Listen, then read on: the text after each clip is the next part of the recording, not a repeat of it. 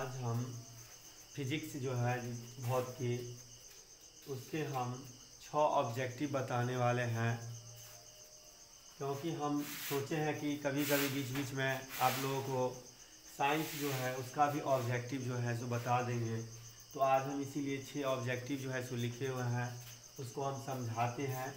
पहला निम्नलिखित में कौन लेंस की क्षमता का मात्रक है। देखिए ऐसे तो लेंस की जो क्षमता है उसका मात्रक कुछ भी नहीं है, लेकिन आप जब देखेंगे कि किताब में जो दिया गया है लेंस की क्षमता का मात्रक पर मीटर भी दिखाता है, लेकिन डॉप्टर के द्वारा जो लेंस की क्षमता का मात्रक के रूप में यूज किया जाता है वह डायोप्टर को यूज किया जाता है।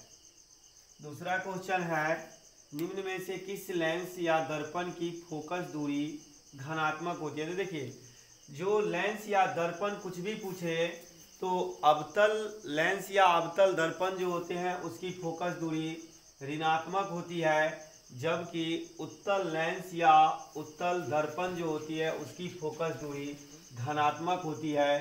तो इसका जो है बी ऑप्शन जो है सो सही होगा।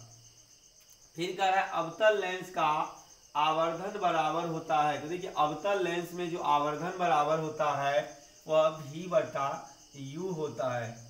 फिर है दर्पण सूत्र है। तो देखिए दर्पण सूत्र जो होता है वह 1/f बराबर भी आप लिख सकते हैं, जो 1/f बराबर 1/v प्लस 1/u।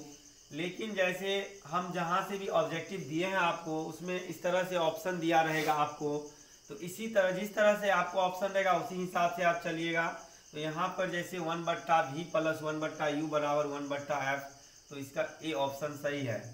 कह रहा है किसी माध्यम के अपवर्तनांक का मान होता है। तो देखिए माध्यम जो होता है उसमें अपवर्तनांक का जो मान होता है वह sin I/sin R होता है, और इसी को हम लोग स्नेल का नियम भी कहते हैं, जो प्रकाश के अपवर्तन के द्वितीय नियम में से आते हैं, तो इसका नाम स्नेल का नियम भी है।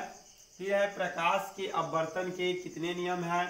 तो देखिए प्रकाश के जो अपवर्तन है उसका भी 2 नियम है, और प्रकाश के जो परावर्तन है उसका भी 2 नियम है।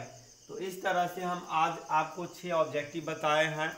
फिर हम दूसरे दिन जो है कि इसमें आगे जो इसका ऑब्जेक्टिव है उस ऑब्जेक्टिव को हम बताएंगे, और इस तरह से हम साइंस का भी ऑब्जेक्टिव जो है ऑब्जेक्टिव कराने का आप लोगों को प्रयास करेंगे।